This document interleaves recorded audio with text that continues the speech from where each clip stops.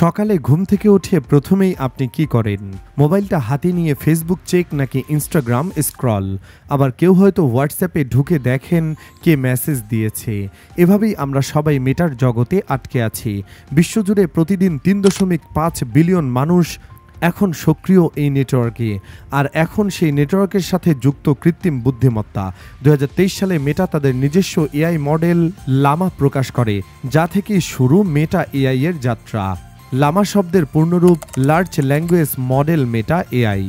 এটি একটি foundation model যা বিশাল পরিমাণ টেক্সট ডেটা থেকে ভাষার গঠন, যুক্তি ও তথ্য শেখে। এর মাধ্যমে তৈরি করা যায় কথোপকথন সহকারী, অনুবাদ সিস্টেম, কন্টেন্ট জেনারেটর, এমনকি টেক্সট অ্যানালাইসিস টুল। সহজভাবে বললে এটা এক ধরনের বুদ্ধিমান মেশিন যে মানুষের ভাষা বুঝে লিখতে আর উত্তর দিতে পারে। যেভাবে চ্যাট জিপিটি কাজ করে, ঠিক তেমনি লামা এখন মেটা এআই এর আসল মস্তিষ্ক। ২০২৪ সালের এপ্রিলে আসে আরও উন্নত সংস্করণ লামা 3, যা মেটা এআই কে আরও স্মার্ট করে তোলে। এরপর ২০২৫ সালের এপ্রিলে প্রকাশিত হয় লামা 4।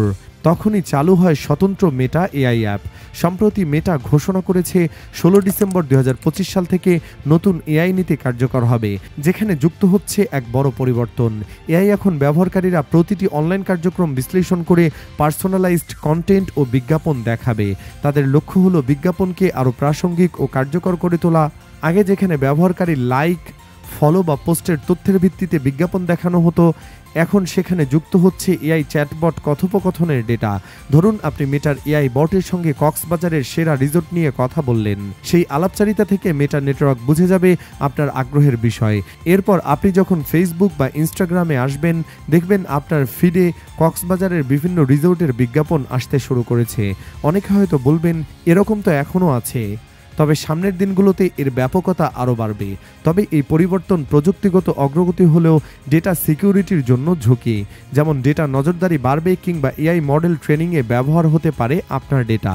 মেটা অবশ্য জানিয়েছে, সংবেদনশীল বিষয় কখনোই বিজ্ঞাপনের জন্য ব্যবহার করা হবে না। আবার ব্যবহারকারীরা চাইলে তাদের তথ্য ব্যবহারের অনুমতি সীমিতভাবে নিয়ন্ত্রণ করতে পারবে। আপনি যদি চান আপনার সব তথ্য মেটা এআই ব্যবহার না করুক, তাহলে আপনি ফেসবুকের অবজেকশন বা আপত্তি জানাতে পারেন।